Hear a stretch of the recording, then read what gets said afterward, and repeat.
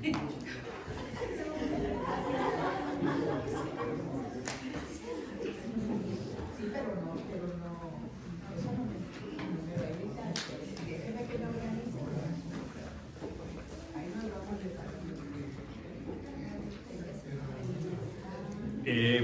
bien, hermanos, vamos a comenzar nuestra clase. Por favor, busquemos nuestros asientos, cerremos las puertas para poder ya entrar de lleno a la clase. Bienvenidos a todos, gloria al Señor que ya nuestra querida hermana María está con nosotros nuevamente, nuestra otra hermana María también, y nuestra hermana Antonia. Bendito sea el Señor que regresó con bien. Y bendito sea el Señor que Rosa nos acompaña en este día, nos visita por primera vez, así es que bienvenida. Espero que se sienta cómoda y el Señor la bendiga.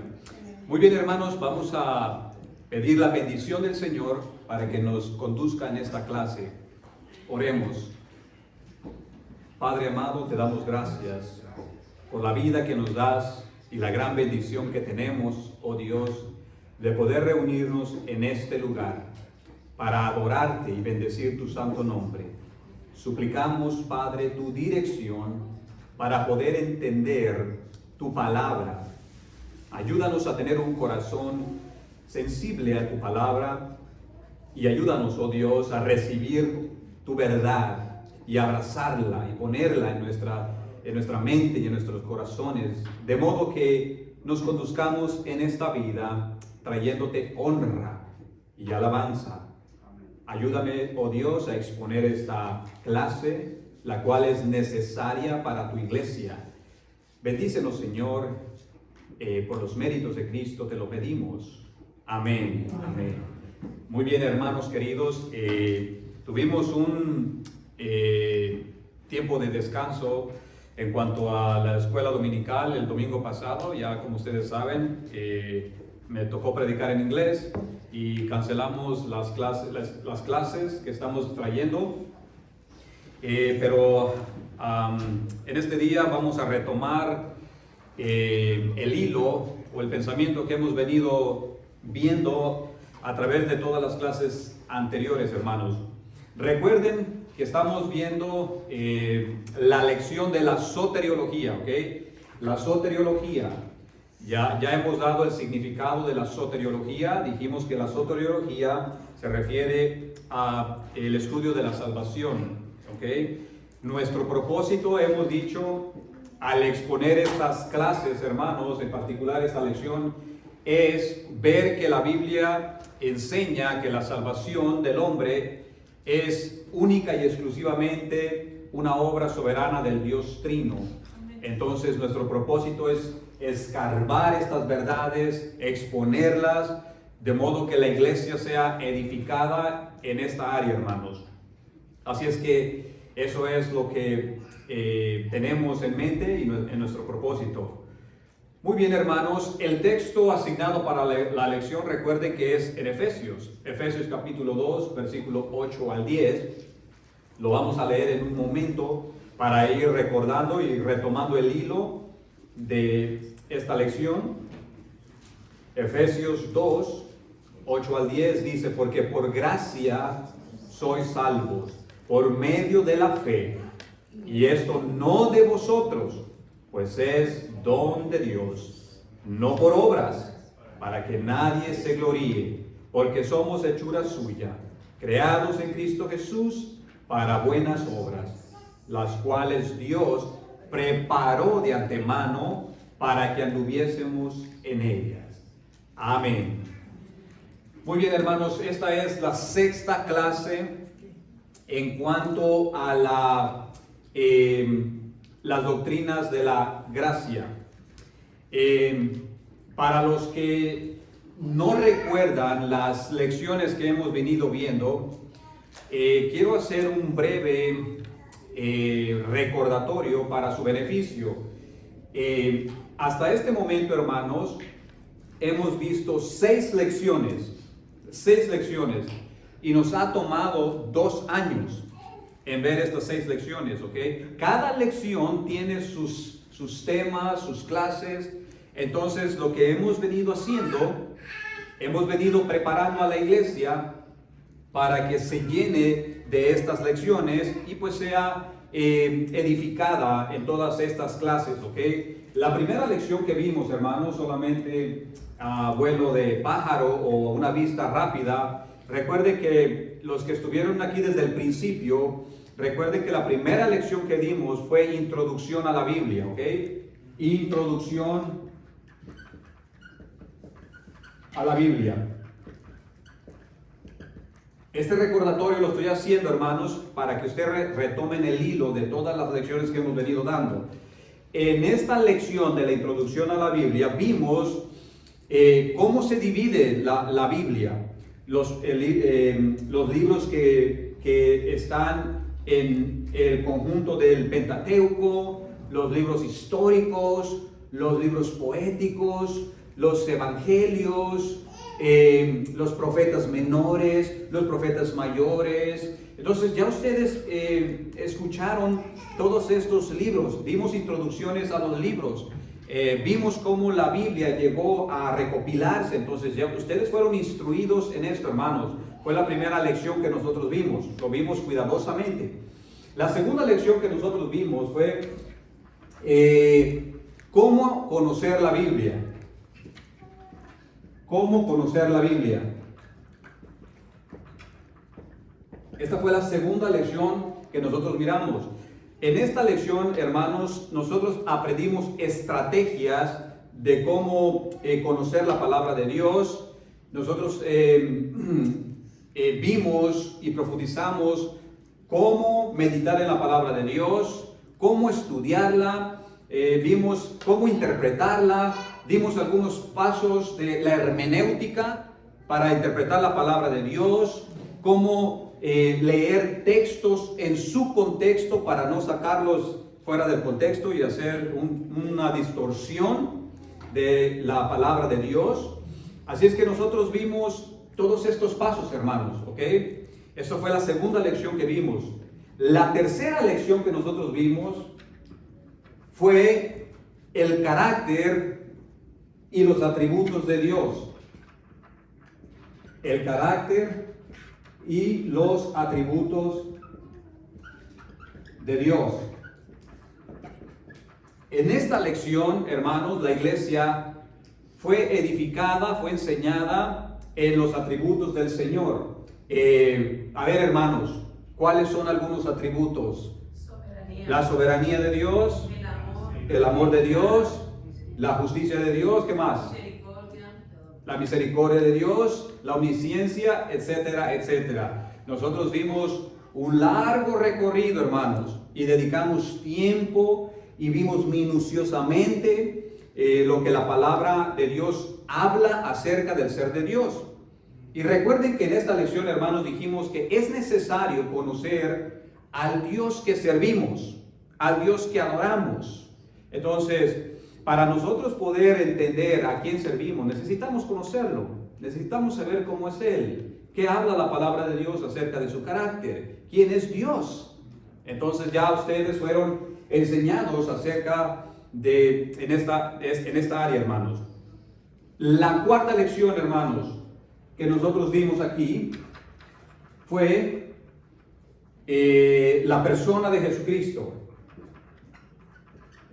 La persona de Jesucristo. En esta lección, hermanos, ustedes fueron enseñados y edificados a entender la persona del Señor Jesucristo. Y vimos diferentes enseñanzas acerca de la persona del Señor Jesucristo. Por ejemplo, nosotros vimos la unión hipostática. Hermanos, ¿qué es la unión hipostática? Ustedes fueron enseñados cuidadosamente. ¿Nadie se recuerda? La unión de las dos naturalezas, la naturaleza humana y la naturaleza divina. Recuerden que nosotros tomamos tiempo para analizar esto, hermanos. La unión hipostática. Nosotros vimos la kenosis de Cristo en cuanto a esta lección. La kenosis de Cristo. Recuerden que la kenosis se refiere al despojamiento del Señor Jesucristo, al despojamiento. Y ¿De qué se despojó Cristo? Y ustedes fueron enseñados de que no podemos decir que se despojó de su divinidad. ¿Ok? Ya ustedes saben que cuando hablamos de la kenosis, no se refiere a que el Señor Jesucristo dejó su divinidad, porque entonces eso sería ilógico de pensar que Él no fue entonces 100% Dios, ¿verdad? Entonces se despojó de su gloria, aquella gloria donde habitaba con el Padre, en la adoración de los ángeles, en la perfección, en el cielo, cara a cara con el Padre, y se despojó de aquella gloria y bajó y se hizo hombre, se humilló, bajó a la tierra, habitó donde es una tierra de maldad, de pecado. ¿Ok? Eso es algo a modo de recordatorio, hermanos. Nosotros también vimos acerca de su reinado, su deidad, entre otros temas en cuanto a la persona de Jesucristo. Después, la quinta lección, hermanos, que vimos fue la obra de Jesucristo. La obra de Jesucristo. En la obra de Jesucristo nosotros vimos, hermanos, la necesidad que el hombre tiene de la obra de Cristo. También nosotros vimos el costo de la obra de Cristo, lo que le costó. Nosotros también vimos los tres oficios del Señor Jesucristo. A ver, hermanos, los tres oficios de Cristo, ¿cuáles son? Sacerdote, rey. ¿Nomás les quedó dos? Sacerdote, rey y profeta. Exacto. Entonces nosotros vimos y expandimos en cuanto a estas áreas, hermanos. Y también nosotros vimos los beneficios que el creyente recibe con la obra del Señor Jesucristo, etcétera, etcétera. ¿Okay? Después entramos a la sexta lección. Voy a borrar esto. A la sexta lección, hermanos, mis hermanos del alma.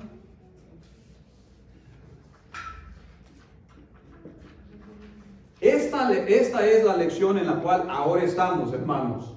La salvación, o lo que es la soteriología. En esta lección, hermanos, dentro de esta lección, nosotros la hemos dividido en diferentes temas para poder llegar a comprender que la salvación del hombre es una obra soberana del Dios Trino, ¿ok? Y dentro de la salvación, dentro de este tema, hermanos, dentro de esta lección, perdón, vimos y abordamos temas como la soberanía de Dios,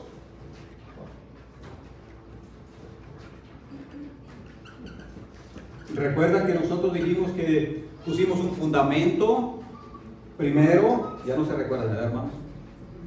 Recuerdan que nosotros hicimos esto, dijimos vamos a poner un fundamento que nos va a ayudar a comprender que Dios es soberano, no solamente en el área de la vida, es soberano en el área de cómo Él maneja los tiempos, sino también en la salvación.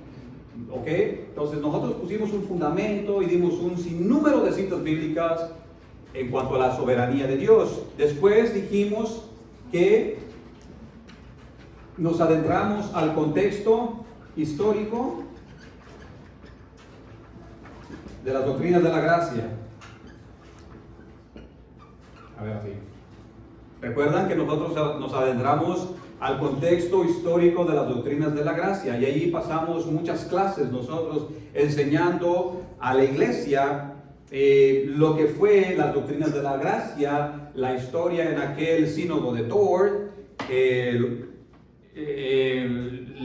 los debates que se dieron. Entonces dijimos que dimos el debate que se dio entre el arminianismo con los seguidores de Arminio, que son los remonstrantes, contra los reformados, etc. Después nosotros, ahora hermanos, estamos aquí. Este es B, este es C. Estamos analizando ahora sí lo que son las doctrinas de la gracia. ¿Ok?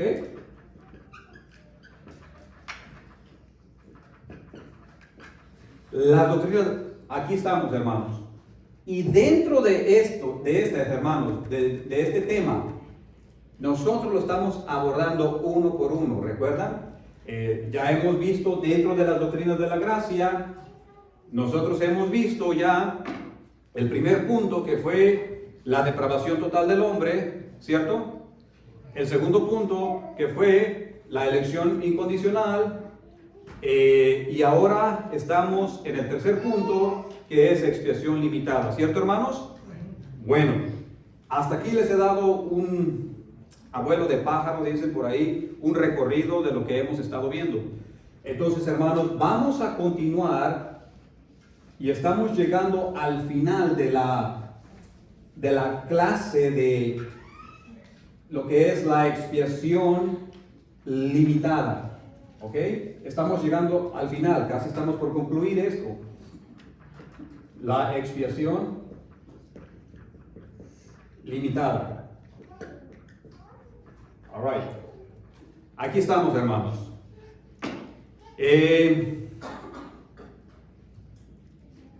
Un breve recordatorio, hermanos, que mantengan sus documentos de los cánones de Dort.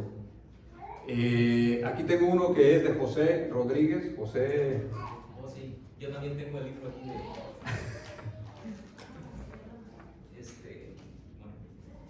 Perfecto. Las tres formas de. Exacto. Excelente, hermano. Tres recursos, hermanos, que les he dado para que ustedes se sigan formando y sigan ustedes en estas enseñanzas. Las tres formas de unidad. Importante, hermanos, que ustedes se familiaricen con este libro, estas obras. Son tres obras en un solo libro. La otra es la Confesión Bautista de Fe de 1689. Importante, hermanos, también. Y otro recurso que yo les dije es la fe bíblica histórica del Evangelio. Importante. Eso es importante para su desarrollo y crecimiento espiritual. Muy bien, hermanos. Vamos a retomar el pensamiento de la clase pasada.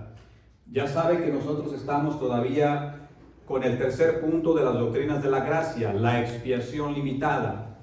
Hemos dado por lo menos unas 6 clases en esta área de la expiación limitada. Vamos a retomar el pensamiento de lo que enseñamos la clase pasada. En la clase pasada nosotros, hermanos, vimos muchas citas bíblicas que nos hablan de la expiación limitada. Pero yo quiero traer a recordatorio, a modo de recordatorio, 2 citas que nosotros vimos que fueron en las que más pasamos tiempo analizando. Una cita bíblica fue Juan capítulo 10 y la otra fue Romanos 8, 29 al 30. Esas fueron las 2 citas donde nosotros pasamos más tiempo, hermanos. En Romanos, nosotros vimos que ahí ese texto bíblico habla, a ver, es más, ¿por qué no lo leemos, hermanos? Solamente para retomar el hilo, el pensamiento. Romanos 8, 29 al 30. Porque a los que antes conoció, también los predestinó, para que fuesen hechos conformes a la imagen de su Hijo, para que Él sea primogénito entre muchos hermanos. A los que predestinó, a estos también llamó. A los que llamó, a estos también justificó. Y a los que justificó, a estos también glorificó. Amén. ¿Quién se recuerda cómo se le conoce a este texto, hermanos? ¿La cadena de qué? La cadena de oro de la salvación, ¿verdad? Aquí vemos, hermanos, la obra soberana de Dios de principio a fin. Cada eslabón que usted va a ver ahí en esta cadena es inquebrantable. Vemos que dice que aquellos que Dios justificó, hermanos, son los mismos que fueron elegidos, son los mismos que serán glorificados, ¿verdad? Ahí habla acerca de un acto que Dios ha hecho y ha decretado, hermanos, que será inquebrantable. Cuando el texto nos dice que los justificados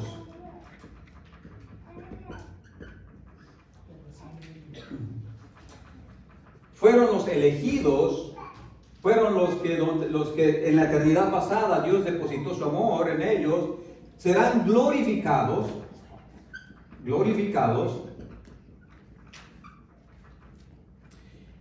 Hermanos, para nosotros poder comprender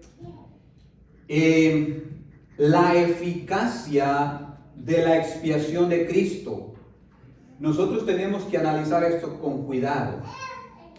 Recuerden que nosotros dijimos que cuando hablamos del sacrificio de Cristo, lo primero que se nos viene a la mente es Jesús murió por todos, porque es lo que se nos ha enseñado, ¿verdad? Desde niños o tal vez desde que usted vino a la fe. Pero cuando usted analiza a profundidad lo que la Biblia enseña, usted se va a llegar a dar cuenta, hermanos queridos, de que realmente no puede ser eso posible. Porque estamos hablando de la eficacia del sacrificio de Cristo, del poder de la expiación de Cristo. Y cuando nosotros analizamos este texto, por ejemplo, que después vamos a dar otros, los que son justificados, ¿por qué son justificados, hermanos?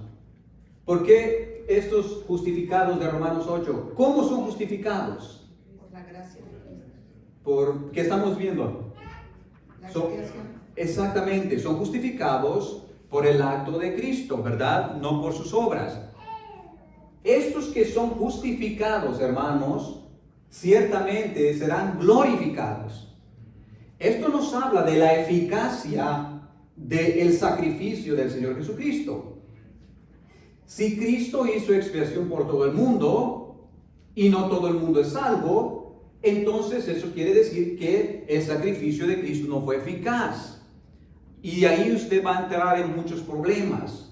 Porque entonces si Cristo hizo expiación por todo el mundo, que después vamos a analizar lo que significa la palabra expiación, redención, etcétera, para que sean instruidos, hermanos. Si Cristo hizo expiación por todo el mundo y no todo el mundo es salvo, algo falló, ¿cierto?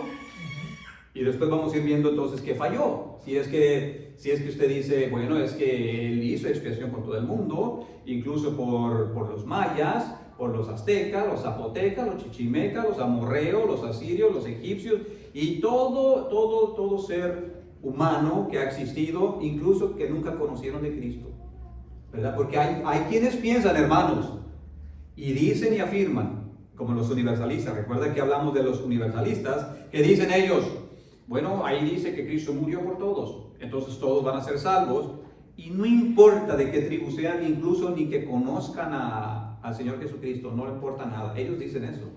Incluso los que, ¿cómo se llaman? Los de la religión hindú, los que adoran a un sinnúmero de... todo el mundo, ellos dicen, incluso los que no conocen de Jesús ni nunca han oído nada, ya son salvos. ¿En serio? Hermanos, ¿eso dice la Biblia? Después analizamos también, hermanos, Juan capítulo 10. Juan capítulo 10. Y en Juan capítulo 10, nosotros aprendimos y vimos por lo menos cinco cosas importantes y claves en nuestro entendimiento de la expiación limitada. En primer lugar, hermanos, en Juan 10, nosotros dijimos que Jesús tiene unas ovejas, ¿cierto? Jesús tiene unas ovejas. Eso quiere decir que no todo el mundo son sus ovejas, ¿cierto? Creo que está en el versículo 27, hermanos. En el versículo 27. En segundo lugar, nosotros aprendimos de ese pasaje bíblico que esas ovejas le fueron dadas, ¿cierto? ¿Por quién? Dice el versículo 29. Por el Padre le fueron dadas por el Padre. Entonces, número 1, Jesús tiene unas ovejas. No todo el mundo son sus ovejas. Número 2, esas ovejas le fueron dadas por el Padre, ¿cierto? Versículo 29. En tercer lugar, Jesús da la vida por esas ovejas. Miren lo que está pasando, hermanos. Jesús da la vida.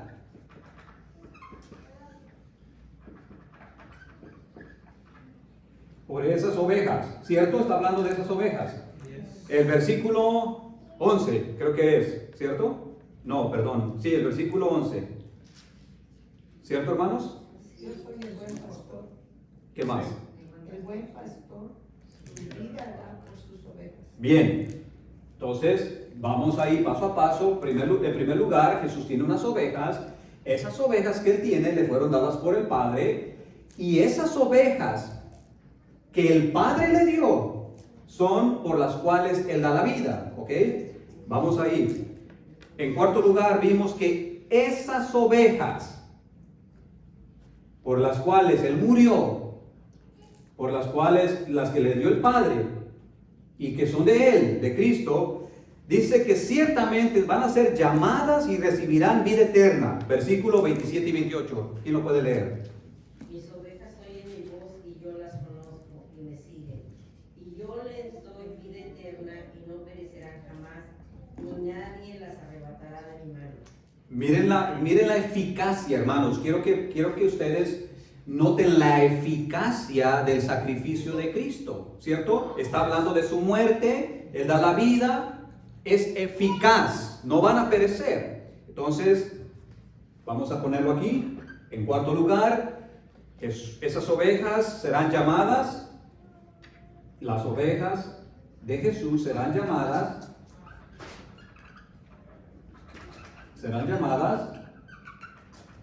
que después vamos a entrar al llamado eficaz, ¿cierto? Que será el próximo punto que nosotros vamos a estar aquí analizando, hermanos, y profundizando. Las ovejas serán llamadas y recibirán vida eterna. Y recibirán.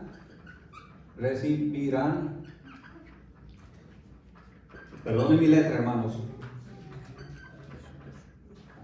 Espero que, no sé si ya todos ven ahí, pero... ¿Ok? Y en quinto lugar, hermanos, vimos que entonces, con todo lo que ya el Señor Jesucristo nos ha dicho aquí, su sacrificio ciertamente es eficaz. No es que a ver si Él va a salvar a alguien, sino ciertamente Él logró hacer lo que se propuso hacer. Versículo 28, ¿quién lo tiene? Y yo les doy vida eterna y no perecerán jamás, ni nadie las arrebatará de mi mano. Ahí está, hermanos. Su sacrificio es eficaz, no potencial. No es que a ver si alguien se salva. No. La Biblia nos enseña eso, hermanos, y vamos a ir profundizando más. Ok. Esas fueron, por lo menos esas fueron los 5 puntos más importantes de Juan 10, ¿ok? Ahora, hermanos, en esta mañana vamos a continuar en el Evangelio de Juan, pero ahora vamos a pasar al capítulo 17, por favor. Juan 17. Juan 17. Vamos a leer, a ver, hermanos, de los versículos, yo lo voy a leer. En realidad, todo el capítulo se trata de la oración del Señor Jesucristo por sus discípulos, y a este capítulo se le conoce como la oración sacerdotal del Señor Jesucristo. La oración sacerdotal. Y veamos lo que dice este texto, hermanos, y cómo el Señor está orando. Vamos a leer de los versículos primero de 5 a 10 y después vamos a leer de los 20 a 24. Escuchemos. Versículo 5. Ahora pues, Padre, está el Señor Jesucristo orando, glorifícame tú al lado tuyo, con aquella gloria que tuve contigo antes que el mundo fuese. He manifestado tu nombre a los hombres, y escuche esto, hermanos, que del mundo me diste. A ver, vamos a parar un momento aquí. Está claro, hermanos, que el Señor Jesucristo está diciendo que Él va a manifestar el nombre del Padre. ¿A quiénes? Un grupo determinado. Es un grupo determinado, hermanos. Es un grupo determinado. A los que tú me diste les voy a manifestar tu nombre. Les voy a dar a conocer las riquezas de la gloria de Dios. Les voy a abrir el entendimiento. Vayan a conocer lo que es la salvación. Van a conocer lo que es el propósito tuyo, Padre. Mire ahora, hermanos. Recuerden que Él dice, recuerden que el Señor Jesucristo también dice, esta es la vida eterna, ¿cierto? Que te conozcan a ti, ¿cierto? Entonces, está conectado el conocer, la revelación que Él nos da de conocer a Dios, está conectado con la vida eterna, ¿cierto? Entonces, mire, hermanos, sigamos leyendo. He manifestado tu nombre a los hombres que del mundo me diste. Tuyos eran, y me los diste, y han guardado tu palabra. Ahora han conocido que todas las cosas que me has dado proceden de ti, porque las palabras que me diste les he dado, y ellos las recibieron, y han conocido verdaderamente que salí de ti, y han creído que tú me enviaste. Mire ahí, hermanos. Y ahora mire, el versículo 9 es impresionante. Yo ruego por ellos, no ruego por el mundo, sino por los que me diste, porque tuyos son, y todo lo mío es tuyo, y lo tuyo es mío, y he sido glorificado en ellos. Vamos a parar aquí, hermanos. Hermanos, vamos a ver más adelante que el Señor Jesucristo cumplió o reunió los tres oficios que se dieron en el Antiguo Testamento para el beneficio de Israel. Los tres oficios que es rey, sacerdote y profeta, ¿verdad? El Señor Jesucristo en su persona reunió estos tres oficios, y ciertamente Él tiene esos oficios. Él es rey, Él es profeta, el profeta de profetas, y Él es el gran sumo sacerdote que traspasó los cielos. Después vamos a ver, hermanos. Y aquí, hermanos queridos, estamos viendo una intercesión del Señor Jesucristo, ¿cierto? Él está intercediendo por sus discípulos. Él está intercediendo por los que el Padre le está dando a Él. Entonces, Él está cumpliendo las funciones de un sacerdote, que después vamos a ver cómo las funciones del sacerdote en el Antiguo Testamento y cómo Cristo en el Nuevo Testamento se le llama el gran sumo sacerdote. ¿Y qué significa el gran sumo sacerdote? ¿Qué responsabilidades tiene? ¿O a ver, hermanos, estoy buscando una palabra. ¿Qué funciones tiene el sacerdote? Pero aquí vemos, hermanos, comenzamos a ver que el Señor Jesucristo está haciendo una intercesión, una oración, no por todo el mundo, hermanos. Está claro que está intercediendo por los que el Padre le dio. Pero ahora mire, hermanos, algo impresionante. Vamos al versículo 20, ahí mismo, hasta el 24.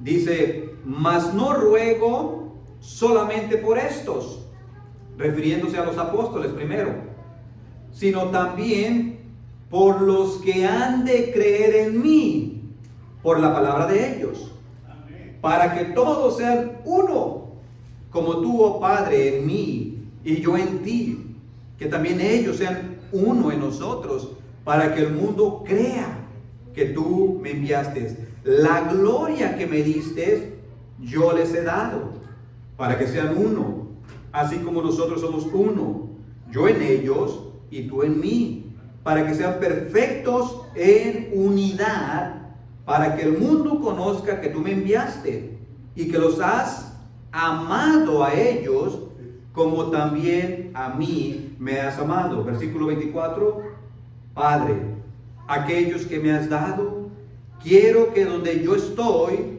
también ellos estén conmigo, para que vean mi gloria que me has dado, porque me has amado desde antes de la fundación del mundo. Paremos aquí, hermanos. Miren lo que está sucediendo. Hay varias cosas que nosotros debemos notar. En primer lugar, lo que yo ya les dije, que Cristo está haciendo una intercesión ante el Padre por los discípulos, y obviamente no solamente por ellos, sino por los que han de venir después. Nosotros, hermanos, ¿usted ha creído en el Señor Jesucristo? Sí. Amén, hermanos, yo espero. Entonces el Señor Jesucristo está intercediendo por nosotros aquí. Y ahora escucha, hermanos. En segundo lugar, hemos de notar que el Señor Jesús no está ahí orando por el mundo, hermanos.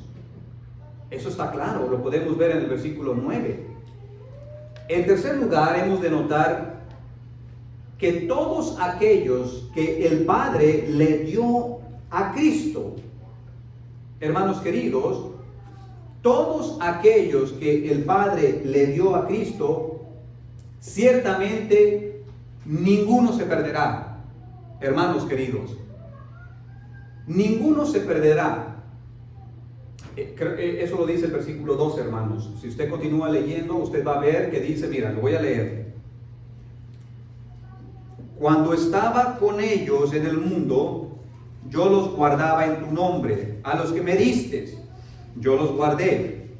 Y ninguno de ellos se perdió, sino el hijo de perdición, para que la escritura se cumpliese. Estamos hablando de la seguridad que el creyente tiene por la eficacia del sacrificio de Cristo, hermanos. Después vamos a entrar, cuando comencemos a analizar acerca de la perseverancia de los santos, el otro punto, vamos a ver la seguridad que la Escritura nos da. Vemos aquí que nuevamente que el Padre le está haciendo un regalo al Hijo, ¿cierto? Nuevamente, como Juan 10, ahora Juan 17, nuevamente lo vuelve a afirmar. El Padre le da un regalo al Hijo, ¿cierto? El Hijo hace expiación por ese grupo de personas que el Padre le está dando. Ninguno de ellos se perderá, porque el que es todopoderoso es la obra de Dios, hermanos. Es la obra de Dios. Es la eficacia del Señor Jesucristo, de su sacrificio. Y aquí vemos que dice que ninguno se va a perder, hermanos. Y ahora miren, el versículo 24 nos habla que por todos aquellos que el Señor Jesucristo intercede, serán glorificados. Usted lo está notando ahí. Miren, 24. Padre, aquellos que me has dado, quiero que donde yo estoy, también ellos estén conmigo, para que vean mi gloria que me has dado, porque me has amado desde antes de la fundación del mundo. Esa es la glorificación final, hermanos. Entonces, ¿qué es lo que estamos viendo aquí? Hermanos queridos, nuevamente, como Romanos 8, 29 al 30 nos habla de que ciertamente los que son justificados también son glorificados. Una eficacia. Juan 10 también nos habla de eso. Aquellos que el Padre le dio a Cristo vendrán, serán salvos y serán glorificados. Nuevamente aquí en el capítulo 17 nos habla que estaremos ciertamente donde Cristo está. Aquellos que recibieron esta justificación. Hermanos, ahora díganme, si Cristo murió por todo el mundo y no todo el mundo es salvo, hermanos, entonces ¿qué eficacia va a tener? ¿Qué intercesión es esta del Señor Jesucristo por pecadores? ¿Cierto? Entonces, si nomás hizo una expiación que no tuvo resultados, solamente fue como a ver qué pasa. Eso no sería una eficacia. Y ahora, hermanos, miren, dijimos que el Señor Jesucristo se le conoce como el gran sumo sacerdote. ¿Por qué es importante entender la función del sumo sacerdote?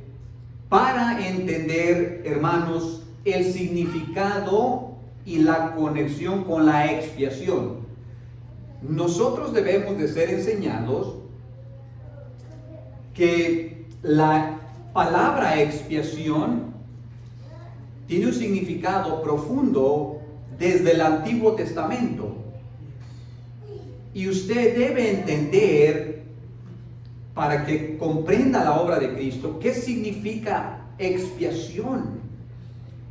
También usted debe entender cuáles eran las funciones de los sacerdotes en el Antiguo Testamento y cómo todo esto que fue establecido en el Antiguo Testamento, la Biblia dice que era sombra, ¿cierto?, de lo que había de venir. Todo lo que eran los sacrificios levíticos, el sacerdocio, todo eso apuntaba a Cristo, apuntaba a la obra perfecta de Cristo, hermanos. Y sabemos que el Señor Jesucristo reunió los tres oficios que se instituyeron en el Antiguo Testamento. Dijimos que en el Antiguo Testamento se instituyó el oficio de rey, de sacerdote y de profeta. Y hermanos, cuando estudiamos la persona del Señor Jesucristo, nosotros dimos unas clases profundas acerca de estos tres oficios. Y recordemos cómo Cristo cumplió estas funciones, cómo las reunió en su persona. Nosotros vimos esto, hermanos. Ahora, nosotros necesitamos entender que cuando Dios saca a su pueblo Israel de la cautividad, del cautiverio donde estaban con los egipcios, Dios fue, hermanos queridos, el que instituyó estos oficios. No fue Israel. No fue que a Israel se le ocurrió, bueno, vamos a ver, necesitamos aquí un profeta. No, hermanos. Dios instituyó estos oficios para el beneficio del pueblo. Y nosotros dijimos en esas clases, hermanos, que yo espero, que ustedes tomaron nota, que fue para que Dios se pudiera relacionar con su pueblo, ¿cierto? Entonces, el sacerdote hablaba de parte del pueblo e intercedía por el pueblo y venía ante Dios, ¿cierto? El profeta hablaba Dios a través del profeta hacia el pueblo, ¿cierto? Les daba los mensajes. Y el rey era una enseñanza, un significado que Dios era el que reinaba sobre su nación, su pueblo. Y hermanos, vamos ahora a meditar un poco en lo que es el sacerdocio, porque es importante para que usted lo pueda conectar con la redención que tenemos. Importantísimo, hermanos. Miren, vamos a Éxodo 29. No vamos a leer todo el capítulo, pero en Éxodo 29... solamente vamos a leer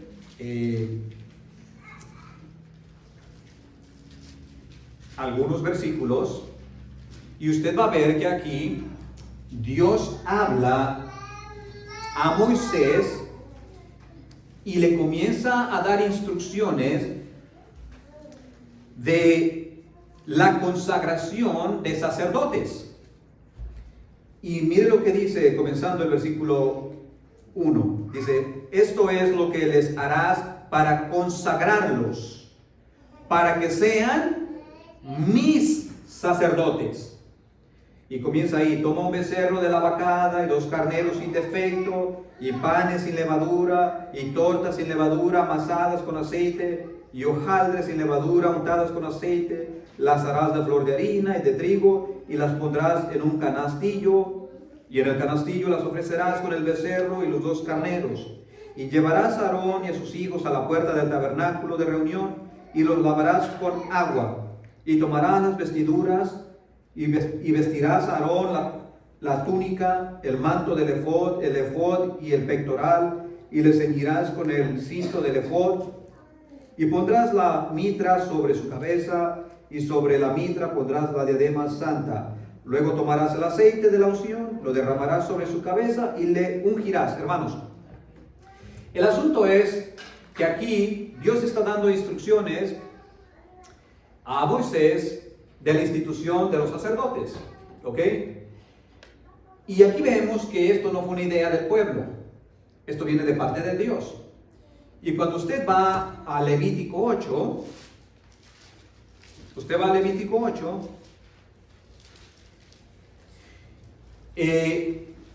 va a encontrar nuevamente instrucciones que Dios da a Moisés para que escogiera a Aarón y a sus hijos para que fueran sacerdotes a favor del pueblo. Hermanos, ahora, cuando usted estudia todo el capítulo 8, usted se va a dar cuenta de que los levitas, los sacerdotes, fueron a favor de la nación de Israel. Y aquí quiero que vea usted, hermanos, algo importante. Los sacerdotes no intercedían por los egipcios, ni por los amorreos, ni por los filisteos, ni por los asirios, ni por todas estas naciones, hermanos, que existían ya alrededor de Israel. Usted tiene que entender que Dios se manifiesta a un pequeño grupo y les hace saber ciertas cosas para que se relacionaran con Él. Hermanos, usted cuando estudie la palabra de Dios, usted va a notar que a las otras naciones simplemente Dios los pasó por alto. ¿Sí? Los pasó por alto. A los amorreos, los saduceos, ¿cierto? A todas esas naciones que usted estudia, incluso no sabemos ni qué otras naciones existían en aquel tiempo. Pero a nadie más estaba manifestando el Señor, sino a un pequeño grupo. Y Dios actúa a favor de este grupo. Incluso en una porción bíblica dice: Israel, yo te escogí a ti. Tú no me escogiste a mí. Tú que eras la más pequeña, la más débil, la más insignificante, Israel. Yo deposité mi amor en ti. Hermanos, y esta es una apunta a la salvación que tenemos, de que la Biblia enfatiza las salvaciones de Jehová, las salvaciones del Señor. Tú no me escogiste a mí, yo puse mi amor en ti y me manifesté a ti. ¿Por qué? ¿Porque eres el más inteligente, el más fuerte? No, lo más débil, por gracia, ¿cierto? Incluso Pablo dice, lo vil y lo menospreciado, ¿verdad? Escogió Dios para avergonzar a los sabios. Hermanos, debemos de entender que Dios pasa por alto a estas naciones que se encontraban, quién sabe cuántas existieron. Y Dios les manifiesta su plan para que Israel se relacione con el Señor. Entonces Dios viene y les dice: sacerdotes, ustedes necesitan sacerdotes, voy a escoger mis profetas y vamos a entablar una relación. Hermanos, debemos ir comenzando a captar todo el cuadro.